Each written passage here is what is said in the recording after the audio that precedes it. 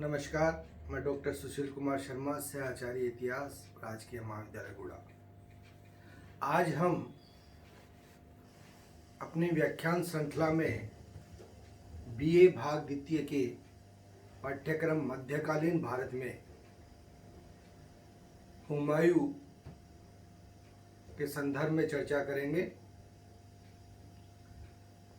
मुगल वंश का शासक हुमायूं को समझने और जानने के लिए उसकी तत्कालीन समय की परिस्थितियों का आंकलन करने के लिए हमें बाबर को भी देखना होगा। देखिए, बाबर जब अफगान के क्षेत्र से आया और यहाँ पर आकर के उसने जब प्रारंभिक रूप में तो सभी इतिहासकारों की यही समीक्षा है कि जो अब तक अफगान के शासकों का रवैया रहा था कि हिंदुस्तान आएंगे और हिंदुस्तान आने के बाद में यहाँ की विपुल धन संपदा को लेकर के वापस अपने क्षेत्र में चले जाएंगे, यानी कि एक साधारण लूट मार का कार्यक्रम इनका रहा करता था। लेकिन बाबर जब यहाँ पर आया और उसने राजनीतिक विच्छिन्नता देखी तो उसने अब यहीं रहने का मानस बना लिया। बाबर को प्रारंभ में काफी संघर्ष करने पड़े। जिहाद का नाम दे करके धार्मिक युद्धों की शुरुआत बाबर के द्वारा कर दी गई। राणा सांगा, जिसे कि 100 युद्धों का विजेता कहा गया है, उसे पराजित किया खानवा के युद्ध में और हिंदुस्तान का शासक बन बैठा। लेकिन उसका जीवन पूरा संघर्ष में निकला और उसके संघर्षमय जीवन के अधीन ही हुमायूं सत्तासीन हुआ। हुमायूं का जन्म 6 मार्च 1508 ईस्वी को काबुल में हुआ। अब अपन देखते हैं कि हुमायूं ने प्रारंभिक रूप में क्या स्थिति हुमायूं की रही। हुमायूं की जो माँ थी महिमा बेगम, वह शिया मत की थी और बाबर ने प्रारंभिक रूप में हुमायूं की अच्छी शिक्षा दीक्षा का सारा प्रबंध कर दिया था, जिसके कारण हुमायूं ने बहुत अच्छी शिक्षा प्राप्त करी। उसे अनेक भाषाओं का ज्ञान था, जिनमें तुर्की, फारसी व अरबी, इन भाषाओं की अच्छी जानकारी उसे थी। उसने इसी क्रम में दर्शन शास्त्र, फिलॉसफी और फलित ज्योतिष का भी अच्छा ज्ञान प्राप्त किया था। उसने सभी क्षेत्रों में अपनी विशेष योग्यता और कुशलता प्रारंभ में ही निर्धारित कर ली थी। 18 वर्ष की अवस्था में उसके लिए कहा जाता है कि उसने युद्धों में भाग लेना प्रारंभ कर दिया था और 1528 ईस्वी में बख्श खां का उसे गवर्नर भी या राज्यपाल भी नियुक्त कर दिया गया था। इसी क्रम में 26 दिसंबर 1530 ईस्वी को बाबर की मृत्यु हो जाती है। प्रारंभ के अंदर कुछ षड्यंत्र होते हैं। बाबर के बहनोई को सत्तासीन करने के लिए कुछ उसके सिपह सालार साथ देते हैं, लेकिन ऐसा कुछ भी नहीं होता और 30 दिसंबर 1530 ईस्वी को 23 वर्ष की अवस्था में हुमायूं जो है वह सत्तासीन हो जाता है। अब जब हुमायूं सत्तासीन हो गया तो प्रारंभिक रूप में उसके सामने क्या क्या कठिनाइयां थी और उनकी समीक्षा अपन अब करेंगे। हुमायूं की प्रारंभिक कठिनाइयां। पहला, खलीफा व अन्य लोगों द्वारा षड्यंत्र। जैसा कि मैंने कहा कि अपनी विरासत के रूप में और भी उसके भाई थे, ऐसे में उसके खिलाफ षड्यंत्र होने लगे। खलीफा के द्वारा उसके खिलाफ षड्यंत्र रचा जाने लगा। इनको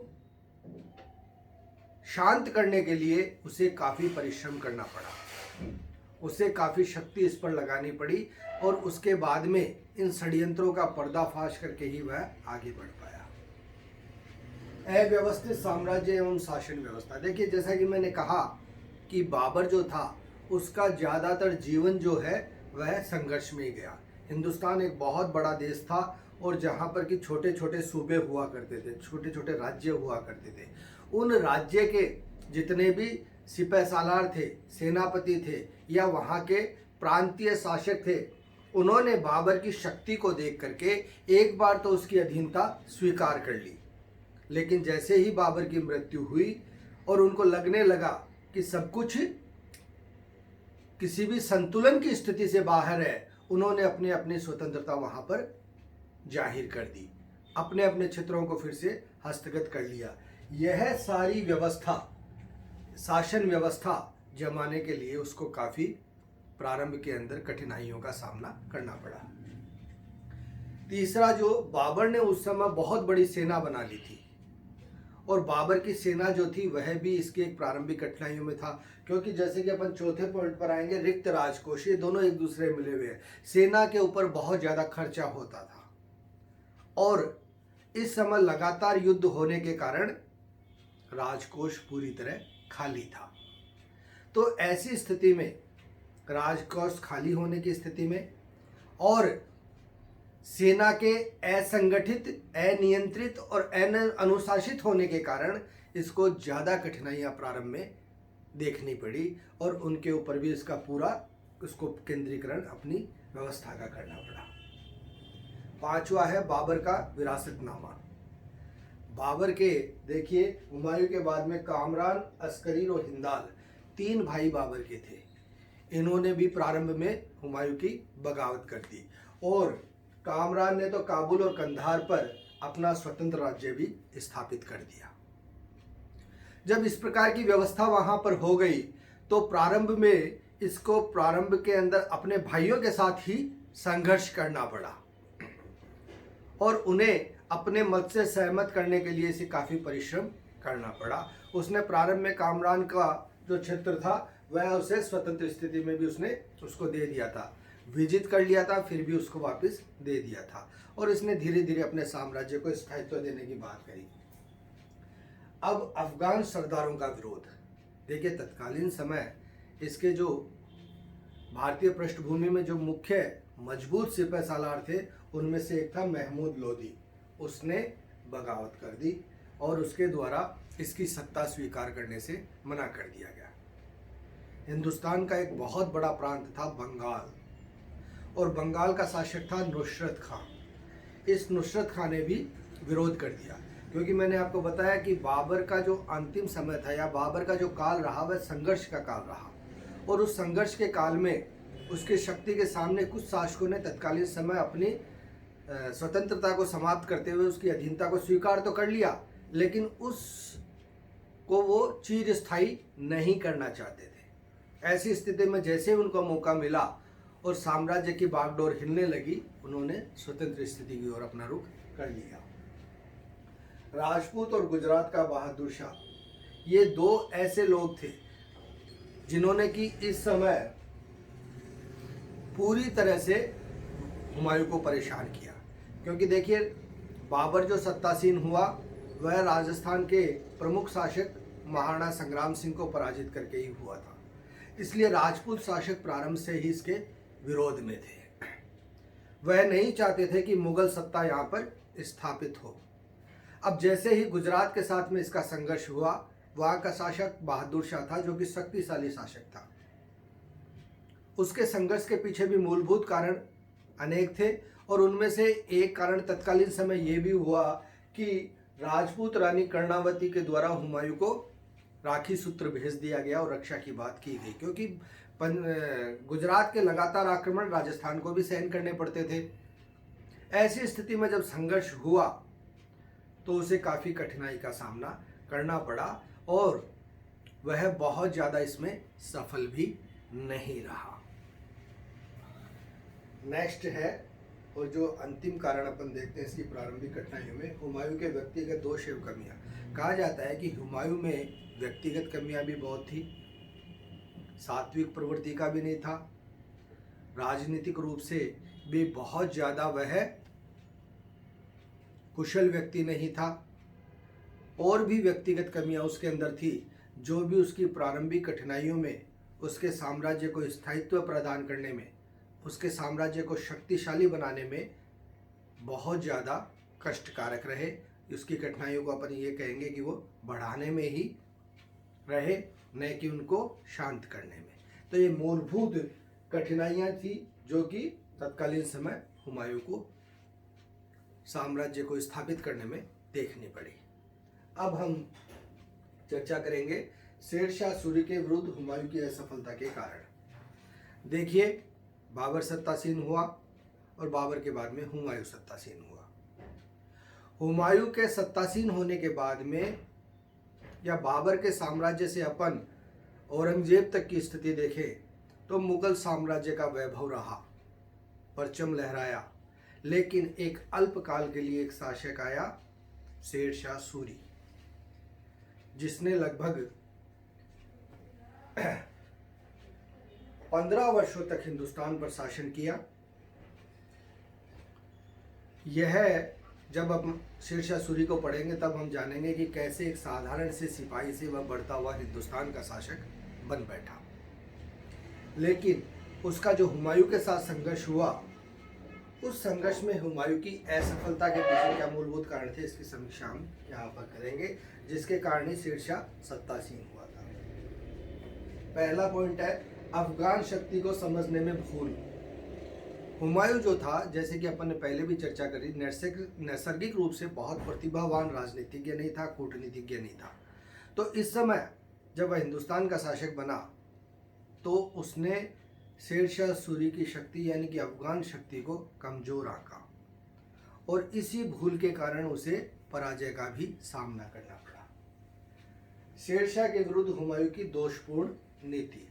शेरशाह सूरी जो था उसने धीरे धीरे संघर्ष किया और धीरे धीरे संघर्ष करते हुए वह चरम पर पहुंचा। वह हर चीज को जानता था। हुमायूं ने उसके विरुद्ध जो नीतियां अपनाई थी वो पूरी तरह दोषपूर्ण थी, उनमें कहीं भी सफलता के सूचक नहीं थे। इन परिस्थितियों के कारण भी उसे असफलता का मुंह देखना पड़ा। शेरशाह की रणकुशलता और योग्यता, जैसा कि मैंने बताया, शेरशाह सभी युद्धों में व्यक्तिगत रूप से भाग लेता था और उन युद्धों के अंदर अग्रिम पंक्ति में युद्ध किया करता था। बहुत से तो ऐसे युद्ध रहे जिन्होंने किलों की जो छापेमारी करी उसमें अग्रणी शेरशाह था। तो ऐसी स्थिति में उसकी रणकुशलता थी, व्यक्तिगत योग्यता थी, अदम्य साहस था और सभी क्षेत्रों में अग्रणी रहने के कारण उसने यहाँ पर भी हुमायूं के विरुद्ध भी सफलता हासिल करी थी। नेक्स्ट है हुमायूं के भाइयों का विश्वासघात। जैसा कि मैंने कहा कि उसके भाई थे वो प्रारंभिक काल से ही उसके साथ नहीं थे। कामरान का तो मैंने बताया कि काबुल और कंधार के अंदर उसने अपना स्वतंत्र राज्य भी स्थापित कर लिया, लेकिन अस्करी और हिंदाल भी उसके साथ में कोई विशेष सहयोग नहीं प्रदान करते थे। तो ऐसी स्थिति के अंदर उन्होंने इस समय पूरी तरह विश्वासघात किया और उस विश्वासघात के कारण भी उसे प्रमुख उसकी असफलता के अंदर इनका योगदान भी रहा। साम्राज्य का विभाजन, जैसा कि मैंने बताया कि उनके भाइयों के बीच में साम्राज्य विघटित हो गया था और दूसरी चीज महमूद लोदी और नुसरत खान ने अपने क्षेत्र अलग कर लिए थे, यानी स्वतंत्र स्थिति में आ गए थे। ऐसे बहुत से प्रांतीय क्षेत्र थे जो कि स्वतंत्र सत्ता स्थापित कर गए थे। इसलिए जो बड़ा साम्राज्य था वह संगठित साम्राज्य नहीं रह पाया और संगठित साम्राज्य नहीं रहने के कारण इसको पूरे साम्राज्य की मदद इस समय नहीं मिली, जो भी इसकी असफलता का प्रमुख कारण रहा। प्रशासनिक सुधारों की अपेक्षा जैसे ही यह सत्तासीन हुआ, इसने किसी भी प्रकार के प्रशासनिक सुधारों की ओर ध्यान नहीं दिया, प्रशासनिक सुधारों की उपेक्षा करी, जिससे इसका साम्राज्य एक शक्ति के अंदर संगठित नहीं हो सका और शक्ति के अंदर संगठित नहीं होने के कारण जब इसकी शेरशाह सूरी के साथ में संघर्ष हुआ, इसकी असफलता रही। और अंत में वही हुमायूं की निजी कमजोरियां। हुमायूं जो था व्यक्तिगत रूप से, जैसे कि अपन ने पहले भी चर्चा करी, बहुत ज़्यादा योग्य नहीं था, व्यक्तिगत कमजोरियां भी उसकी बहुत थी। ऐसी स्थिति में वह शेरशाह सूरी जैसे सजग सेनापति के सामने सफल नहीं हो पाया। देखिए अब अगला जो अपन व्याख्यान संख्या करेंगे शेरशाह सूरी, उसका मैं यहाँ पे बता देता हूँ। शेरशाह सूरी ने कन्नौज या बिलग्राम के युद्ध में 17 मई 1540 को हुमायूं को पराजित कर हिंदुस्तान का वह शासक बन गया था और शेरशाह की मृत्यु उसके अयोग्य उत्तराधिकारियों के कारण हुमायूं ने दोबारा राज्य प्राप्त कर लिया था। कब? 1555 ईस्वी में। लेकिन 24 जनवरी 1556 ईस्वी में हुमायूं की मृत्यु हो गई थी और देश का या मध्यकाल का या कहें हिंदुस्तान का मध्यकाल का सबसे प्रतिभाशाली शासक इसका बेटा अकबर सत्तासीन हुआ था, जिसने आने वाले समय में पूरे हिंदुस्तान को एक सूत्र में बांधने की पूरा क्रम किया। बहुत बड़े शासक के रूप में स्थापित हुआ और देश के महान शासकों में शुमार हुआ। तो ये हमने हुमायूं की पूरी समीक्षा करी, उसके प्रारंभिक काल की, उसकी प्रारंभिक कठिनाइयों की और शेरशाह सूरी के साथ उसकी युद्ध में असफलता की, जिससे कि उसे सत्ता 15 वर्षों के लिए खोनी भी पड़ी।